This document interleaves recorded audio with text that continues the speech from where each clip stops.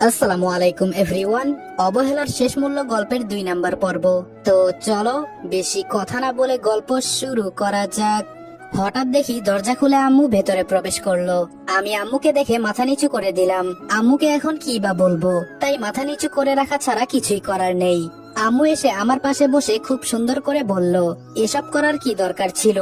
রূপা কি তোর নিজের বোন ছিল না? কিভাবে তুই তোর আপন বোনের সাথে এসব করতে পারলি? একবারও কি তোর বিবেকে বাধা দেয় নাই? বল কেন এমন করলি? তোকে আমার পেটে ধরেছিলাম, ঠিক সেই পেটে তোর বোনকেও ধরেছি, তাহলে একই মায়ের পেটের বোনের সাথে কিভাবে এই কাজ করতে গেলি? আমার কথা হলো, যে মেয়ে হোক না কেন তুই কেন এসব করবি? আমি কান্না করে আম্মুর দিকে তাকিয়ে বললাম, বিশ্বাস করো আম্মু, আমি এসব কিছু করি নাই। তোমার মেয়ে ওই পাভেলের সাথে। আম্মু আমার কথা না শুনে তার পা থেকে জুতা খুলে আমার গালে মারতে মারতে বলল, তুই আমার ছেলে না, আমাকে আম্মু বলবি না। তোর মুখ থেকে আম্মু ডাক শুনতে আমার ঘৃণা হচ্ছে। মাঝে মাঝে এসব চিন্তা করলে আমার নিজের উপর ঘৃণা হয়। আমি কিভাবে এমন একটা সন্তান জন্ম দিলাম?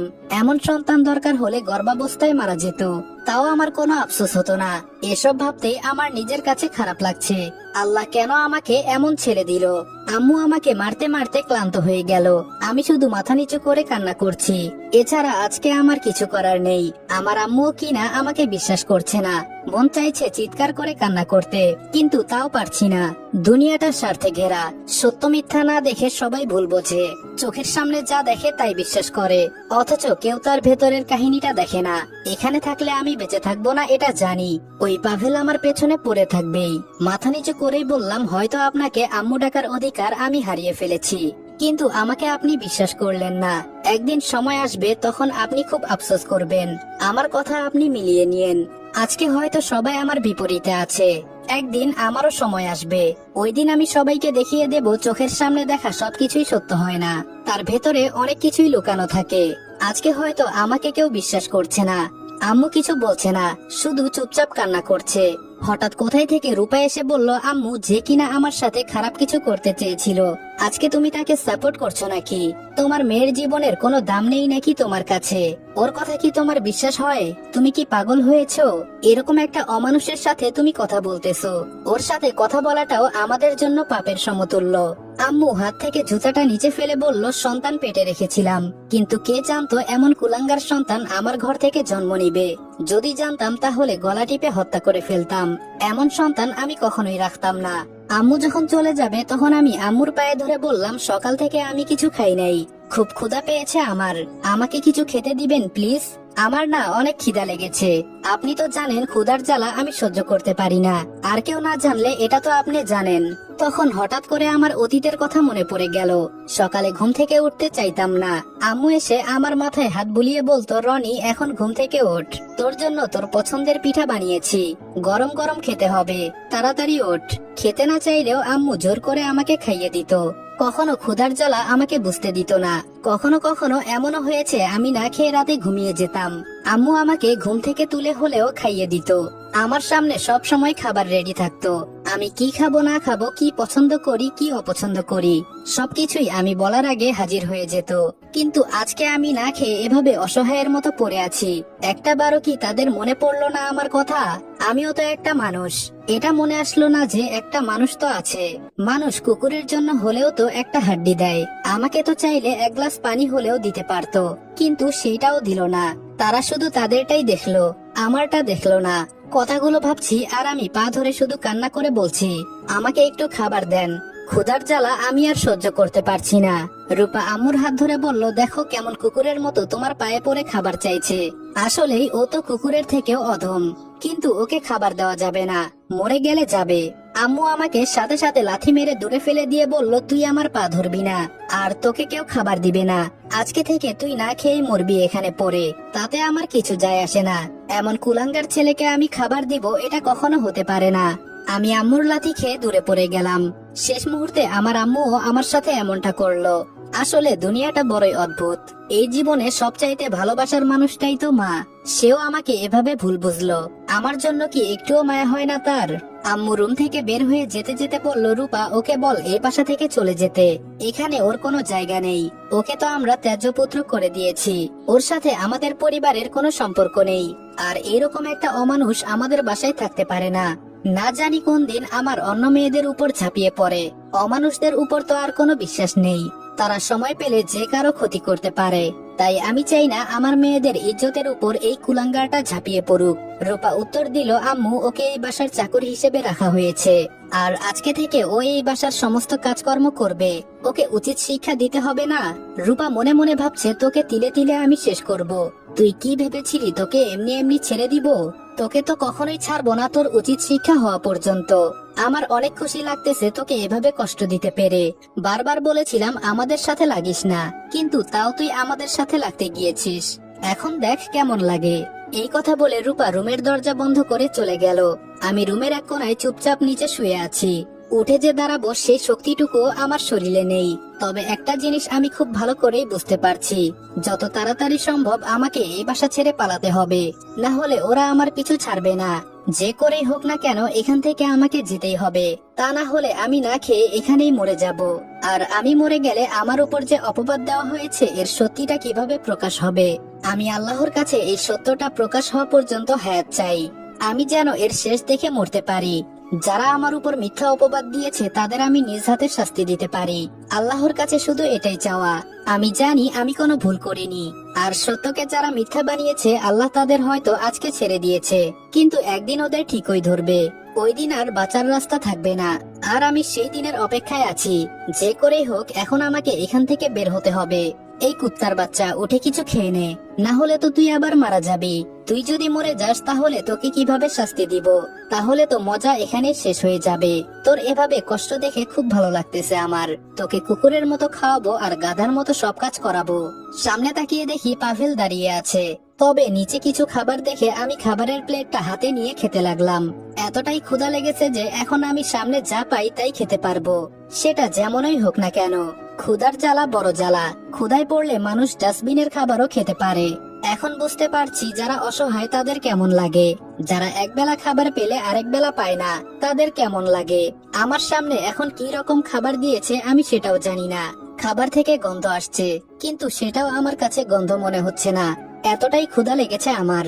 এখন সামনে যেটা পেয়েছি সেটা খাওয়া শুরু করে দিয়েছি। তবে ভাতের মাঝে কোনো তরকারি নাই। লাল টুকটুকে কতগুলো মরিচের গুঁড়া দেওয়া আছে। মানুষ কিভাবে পারে এতটা নিচে নামতে? সারাদিনে এইমাত্র খাবার দিল, তাও আবার এমন।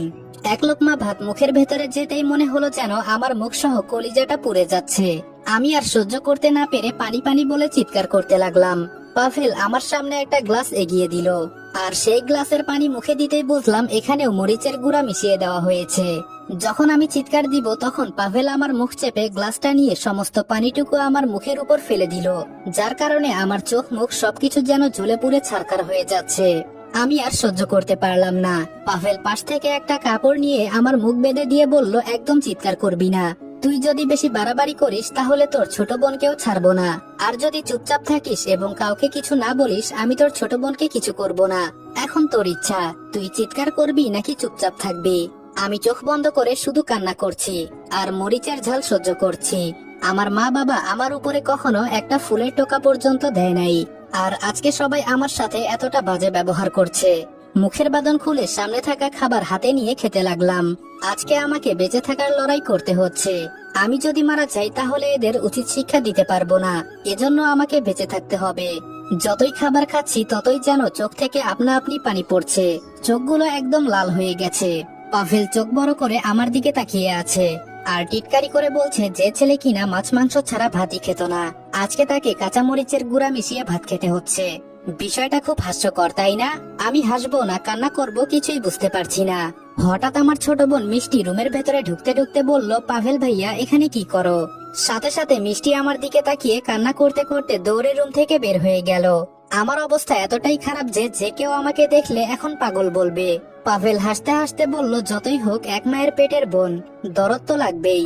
আমি কান্না করতে করতেই বললাম, কেন তুই আমার পরিবারের সাথে এসব করছিস? তোরা দুই ভাই কি চাস আমাদের কাছে? পাভেল আমার পাশে বসে বলল, কি আর চাইবো? আমার বাবার এতটাও সম্পত্তি নাই যতটা তোর নামে আছে। এখন তো তোর বাবার কোনো ছেলে নাই, এজন্য সবকিছু আমরা দুই ভাই পাবো। তোকে তো ত্যায্যপুত্র করেই দিয়েছে, এর ফাঁকে শুধু তোর বোনের সাথে একটু এনজয় করে নিলাম। তবে এখানে আমাদের কোনো দোষ ছিল না। তোকে আমরা দুই ভাই মারবো এটা আমরা আগে থেকেই চিন্তা ভাবনা করে রেখেছি, কিন্তু কে জানে তোর বোন আমাদের দুই ভাইকে কাছে টানবে। আর সেই সুযোগেরই সদ্ব্যবহার করে দিলাম। এখন এক ঢিলে দুই পাখি শিকার করেছি। বিষয়টা খুব ভালো, তাই না? আমি কোনো মতে এক কোনায় গিয়ে হেলান দিয়ে পাভেলের দিকে তাকিয়ে বললাম, তুই এক কাজ কর, আমাকে মেরে ফেল, তাহলে তুই বেঁচে যাবি। না হলে আমি যদি বেঁচে যাই তোকে সহজে ছাড়বো না, তোর কলিজা বের করে তোকে দেখাবো নিজ হাতে। পাভেল হাসতে হাসতে বলল, তুই আবার আমার কি করবি? আর তাছাড়া তুই তো এই বাসা থেকে বের হতেই পারবি না। সেই সুযোগ তোকে দিলে তো তুই এখানে থেকে আমাদের দেওয়া যন্ত্রণায় একসময় আত্মহত্যা করবি। তোকে মেরে ফেলতাম, কিন্তু তোকে দেখে আমার এখন মায়া হচ্ছে। কি আর করব, চাচাতো ভাই তুই আমার। এখন আমি গেলাম, রাতের জন্য কিছু কেনাকাটা করতে হবে। আজকে রাতে তো তোর বোনের সাথে আমি, কি মজাটাই না হবে। পাভেল এই কথাগুলো বলে চলে গেল। আমি চুপচাপ বসে আছি। আমি এখন বুঝতে পারছি ওরা দুই ভাই যে কতটা জঘন্য হতে পারে।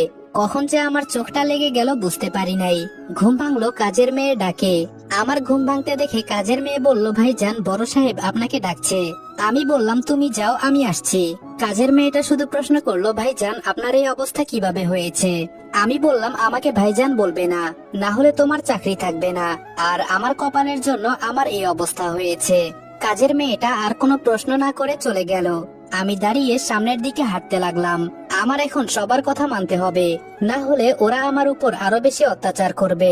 কাজের মেয়ের কথা মতো বাহিরে গেলাম। গিয়ে দেখি বাবা একটা চেয়ারে বসে নিউজ পেপার পড়ছে। বাবা আমাকে দেখে জোরে কাজের মেয়েটাকে বলল, ওকে বল টেবিল পরিষ্কার করতে, আর আজকে থেকে ও সব কাজ করবে। তুমি শুধু বুঝিয়ে দিবে কিভাবে কি করতে হবে, তোমার কোনো কাজ করা লাগবে না। শুধু ওকে বলবে কিভাবে কোন কাজ করতে হবে, বুঝেছো? কাজের মেয়েটা বাবার কথা শুনে ভয়ে কাঁপতে কাঁপতে বলল, কিন্তু স্যার ভাইজান তো। বাবা জোরে ধমক দিয়ে বলল, তোমাকে যেটা বললাম সেটা করবে, এত বেশি বুঝো কেন? আমার জন্য কাজের মেয়েটার চাকরি চলে যাক, আমি এটা চাই না। এজন্য বাবার কথা মতো টেবিল পরিষ্কার করতে লাগলাম। জীবনে কখনো এক জায়গা থেকে অন্য জায়গায় একটা খাবারের প্লেট সরিয়ে দেখি নাই, আর আজকে আমাকে এসব করতে হচ্ছে। আমি টেবিল পরিষ্কার করছি আর দূর থেকে সবাই আমাকে দাঁড়িয়ে দাঁড়িয়ে দেখছে। টেবিল পরিষ্কার করার পর কিচেনে চলে গেলাম। কাজের মেয়েটা ভয়ে আমাকে বলল, আপনি দাঁড়িয়ে থাকেন, আমি সবকিছু করছি। আমি জানি না উনি আপনার উপর কেন এভাবে রেগে আছে, আপনি তো জীবনে এসব কাজ করেন নাই। কাজের মেয়ের কথা আমি আটকে বললাম, আমার কপালে ছিল এসব, এখন বলো আমাকে কি করতে হবে। আর একটা কথা শোনো, এই পরিবারের সবাই আমাকে ত্যায্যপুত্র করে দিয়েছে। এই বাসায় আমার কোনো দাম নেই, আমাকে এখানে গোলামের মতো রাখা হয়েছে। আমার থেকে তোমার এখানে বেশি দাম আছে। কাজের মেয়ে বলল, কিন্তু এসব কেন ভাইজান? আমি বললাম, তুমি বাহিরের মেয়ে, এত কিছু জেনে তোমার লাভ নেই। আমি আমার মতো রান্না করতে লাগলাম। কখনো রান্না করি নাই, হঠাৎ করে গরম পাতিল ধরতে গিয়ে হাত অনেকটাই পুড়ে গেল। কাজের মেয়েটা বলল, এতটা হাত পুড়ে ফেলেছেন? আমি আগেই বলেছিলাম আপনি এসব পারবেন না, আপনি রুমে যান, আমি সবকিছু সামলে নিব। আমি বললাম, কিন্তু? মেয়েটা বলল, আরে যান, আপনি এসব পারবেন না, আমি সবকিছু দেখে নিব, তবে ধীরে ধীরে রুমে যাবেন। কেউ যেন জানতে না পারে আপনি রুমের ভেতরে আছেন, সবাই মনে করবে আপনি আমার সাথে কিচেনে আছেন। আমি একটা মুচকি হাসি দিয়ে বললাম, ধন্যবাদ তোমাকে। আমি চুপচাপ রুমে চলে গেলাম। আমি রুমে চলে যাওয়ার কিছুক্ষণ পর আমার ছোট বোন মিষ্টি হাতে করে একটা মলম নিয়ে আমার রুমের ভেতরে ঢুকলো। কোনো কথা না বলে আমার হাত ধরে হঠাৎ মলম লাগাতে লাগলো। হঠাৎ করে আমার মনে হলো, আমার রুমে তো আমি ক্যামেরা লাগিয়ে রেখেছিলাম। আমি আমার রুমের ভেতরে ক্যামেরা এজন্যই লাগিয়েছি, অনেক সময় আমাদের বাসার সবাই যখন কোনো জায়গায় বেড়াতে যায়, তখন আমি আমার সমস্ত বন্ধু বান্ধব এনে আমরা রাতে সবাই মিলে রুমে পার্টি করি। আর ড্রিঙ্কস করতে করতে কখন যে আমরা মাতাল হয়ে যাই নিজেরাও বলতে পারি না। এজন্য রুমে ক্যামেরা লাগিয়ে রেখেছিলাম, যেন দেখতে পারি রাতে আমরা কি কি করেছিলাম। আর সবাই এসব দেখে মজা নিতাম। উপরের ক্যামেরাটা দেখেই অজান্তেই একটা হাসি এসে গেল মুখে। মিষ্টি আমার হাতে মলম লাগিয়ে যেই উঠে চলে যাবে, তখন আমি বললাম, আজকে রাতে আমি তোদের ছেড়ে অনেক দূরে চলে যাব, জানি না আর কখনো আসবো কিনা। আমাকে তো সবাই পরিবার থেকে আলাদা করে দিয়েছে, এখন আমি তোদের কিছু না। শেষ একটা অনুরোধ আমার, বড় ভাই হয়ে বলছি, তুই আমাকে বিশ্বাস কর, মাত্র 10 মিনিট সময় এখানে দাঁড়া, আমি তোকে সবকিছু সত্যি বলছি। মিষ্টি আমার দিকে কান্না দৃষ্টিতে তাকিয়ে বলল, তুই আর কি বলবি? তুই কিভাবে? আমি ওকে আর কোনো কথা না বলতে দিয়ে হাত দিয়ে ক্যামেরার দিকে ইশারা করে বললাম, বিশ্বাস কর আমি কিছু করি নাই, যা করেছে আমার বড় বোন আর আমার আপন চাচাতো দুই ভাই। আমার ক্যামেরায় হয়তো এসব রেকর্ড করা আছে, তুই আমাকে একটু সাহায্য কর, তাহলে দেখতে পারবি। মিষ্টি আমার দিকে তাকিয়ে কিছু বলল না। আমার কথা মতো ও কম্পিউটার ওপেন করে ভিডিওটা খুঁজতে লাগলো, আর অবশেষে মিষ্টি সেই ভিডিওটা পেয়ে গেল। ভিডিও দেখে আমার শরীরের লোম দাঁড়িয়ে গেছে, রাগে আমার চোখ মুখ লাল হয়ে গেছে। মিষ্টিকে সরিয়ে কম্পিউটার নিয়ে ভিডিওটা আমার ফোনে রেখে ওইটা ডিলিট করে দিলাম। মিষ্টির দিকে তাকিয়ে বললাম, এখন তো তুই আমাকে। মিষ্টি আমাকে আর কিছু বলতে না দিয়ে দরজা বন্ধ করে এসে আমার পায়ে পড়ে কান্না করতে করতে বলল, ভাই তুই আমাকে মাফ করে দে, আমি তোকে বিশ্বাস করি নাই, তোকে সবাই মিলে কত অপমান করেছে, তুই আমাকে প্লিজ মাফ করে দে। মিষ্টিকে নিচ থেকে তুলে বললাম, তুই আমার আদরের একমাত্র বোন, তোর মাফ চাইতে হবে না। আর আমাকে যে পরিস্থিতিতে ওরা ফেলেছে সেখানে সবাই ওদের কথা বিশ্বাস করবে। মিষ্টি বলল, তুই এখন এই ভিডিওটা আমাকে দে, আমি এটা দেখিয়ে প্রমাণ করে দিব আমার ভাই কিছু করে নাই। আর রূপা আপু কিভাবে এটা করলো, ছি, আমার ভাবতেও ঘৃণা হচ্ছে। ফোনটা হাতে নিয়ে মিষ্টির সামনে ভিডিওটা ডিলিট করে দিয়ে বললাম, যেখানে বাবা মা আমাকে বিশ্বাস করে নাই সেখানে এই ভিডিও দেখিয়ে লাভ কি? মিষ্টি বলল, এটা কি করলি ভাই, এই ভিডিওটা দিয়েই তো। আমি বললাম, এটা দেখালে কি হবে, ওরা আমাকে ত্যায্য পুত্র করে দিয়েছে, আর তুইও আমাকে ভাই বলিস না। মিষ্টি বলল, ভাই এভাবে বলিস না, তুই আমার একমাত্র ভাই, তুই ছাড়া আমার কে আছে বল। আমি মিষ্টির কপালে চুমু দিয়ে ওকে জড়িয়ে ধরে বললাম, রূপা কিভাবে আমার উপর এমন অপবাদ দিতে পারলো বল, ও তো আমার বড় বোন তাই না? মিষ্টি বলল, রূপা আপু যে এতটা নষ্ট হয়ে যাবে এটা আমরা আগে জানতাম না। আমি বললাম, মিষ্টি আমি আজকে রাতে চলে যাব, তবে তুই কাউকে এসব বলবি না, আমাকে প্রমিস কর। মিষ্টি বলল, না ভাই তুই কোথাও যাবি না, তুই একটু দাঁড়া আমি আসছি। এই বলে মিষ্টি দৌড়ে কোথায় যেন চলে গেল। আবার কিছুক্ষণ পর একটা প্লেটে কি যেন নিয়ে আসলো। মিষ্টি আমার সামনে খাবার রেখে বলল, আগে তোকে মরিচ দিয়ে খেতে দেখে আমার কলিজাটা ফেটে যাচ্ছিল, কিছু করতে পারি নাই তখন, নে এখন আমি তোকে নিজ হাতে খাওয়াবো। আমি বললাম, মিষ্টি এখন চলে যা, কেউ দেখলে সমস্যা হবে। মিষ্টি বলল, কি সমস্যা হবে, আমি তো আমার নিজের ভাইয়ের কাছে আছি, এতে কি হবে, আর যদি কিছু হয় আমি দেখে নিব। তোর বোন এখন বড় হয়েছে, সে এখন বুঝতে শিখেছে। আমি মিষ্টির হাতে খাবার খেতে লাগলাম। মিষ্টি বলল, ভাইয়া তুই কি সত্যি চলে যাবি? আমি বললাম, আমি এখানে থাকলে ওরা আমাকে মেরে ফেলবে, আমাকে বাঁচতে হবে, তুই আমাকে বল এসব কথা কাউকে বলবি না। মিষ্টি বলল, কিন্তু ভাইয়া। আমি বললাম, আমি যেটা বললাম সেটা বল। মিষ্টি বলল, হ্যাঁ বলবো না ভাইয়া, কিন্তু সবাই যে তোকে ভুল ভাবছে। আমি বললাম, সমস্যা নেই, ওদেরকে ভাবতে দে, আর যত দ্রুত সম্ভব তুই দেশের বাহিরে চলে যা, না হলে ওরা তোর সাথেও খারাপ কিছু করবে। মিষ্টি রেগে বলল, আমি ওদের দেখে নিব। আমি বললাম, দেখ বোন, মাথা গরম করিস না, ওরা ছেলে মানুষ, তুই ওদের সাথে কিছু করতে পারবি না, আমি যেটা বললাম সেটা কর, ওখানে গিয়ে মনোযোগ দিয়ে পড়াশোনা কর। মিষ্টি বলল, আর তুই? আমি বললাম, আমি কোনো একদিন এখানে ফিরে আসব। মিষ্টি আমার মাথায় হাত রেখে বলল, আমাকে ছুঁয়ে কসম কেটে বল। আমি বললাম, হ্যাঁ বোন আমি ফিরে আসব, তুই কোনো চিন্তা করিস না। ফোনটা বের করে সাজিদকে কল দিলাম। সাজিদ কল ধরে বলল, আমি তোর বাসায় আসতেছি। আমি বললাম, তোর আশা লাগবে না, আমি আজকে রাতে বাসা থেকে পালিয়ে চলে আসব, তুই একটা কাজ কর। সাজিদ বলল, হ্যাঁ বল। আমি বললাম, আমার বড় বোন রূপাকে কিডন্যাপ করবি, আর ওকে এমন ভাবে মারবি যেন এক সপ্তাহ বিছানা থেকে উঠতে না পারে, একটা হাত ভেঙে দিবি। সাজিদ বলল, কিন্তু রনি এসব কেন, ওকে অন্যভাবেও তো শাস্তি দেওয়া যায়। আমি বললাম, দেখ আমি তোকে পরে সবকিছু বুঝিয়ে বলবো, আমি যেটা বললাম তুই সেটা করতে পারবি না? সাজিদ বলল, রনি আমি পারবো, তুই কোনো চিন্তা করিস না, আর ওরা তোর সাথে তো কিছু করে নাই। আমি বললাম, অনেক কিছু করেছে, এজন্যই তো আমি পালিয়ে আসব। যারা আমাকে ত্যায্যপুত্র করে দিয়েছে তারা আমার সাথে কি কি করতে পারে একবার ভাব তুই। সাজিদ বলল, ওদের তো আমি দেখে নিব। আমি বললাম, তোর কিছুই করতে হবে না, আমি সবকিছু দেখে নিব, তোকে যেটা বললাম পারবি তো? সাজিদ বলল, আমাকে তো রূপা আপু চিনে ফেলবে। আমি বললাম, তোর মুখ ঢেকে রাখবি, তাহলেই হবে। সাজিদ বলল, এটা করা কি বেশি জরুরি? আমি বললাম, এছাড়া অন্য কোনো উপায় নেই, আর তুই আমার শেষ ভরসা, তোর উপর ভরসা করে আমি পালিয়ে যাচ্ছি, তুই একটা ব্যবস্থা করে দিতে পারবি তো আমাকে? সাজিদ বলল, তুই আমার ছোটবেলার বন্ধু, তুই আগে তো আয়, তারপরে দেখ আমি কিছু করতে পারি কিনা। আমি বললাম, তোকে অনেক ধন্যবাদ। সাজিদ বলল, তুই যদি বলিস তাহলে তোর বোনকে? আমি বললাম, সাজিদ ও আমার আপন বোন, যদিও অপরাধ করেছে, কিন্তু আমি ওকে মারতে পারবো না। সাজিদ বলল, পাভেল আর ওর ভাইকে কি করবি? আমি বললাম, ওদের আমি নিজ হাতে শাস্তি দিব, তুই কোনো চিন্তা করিস না। সাজিদ বলল, আচ্ছা ঠিক আছে, তোর যেটা ইচ্ছা। সাজিদের সাথে কথা শেষ করে ফোনটা রেখে দিলাম। ফোন রাখার পর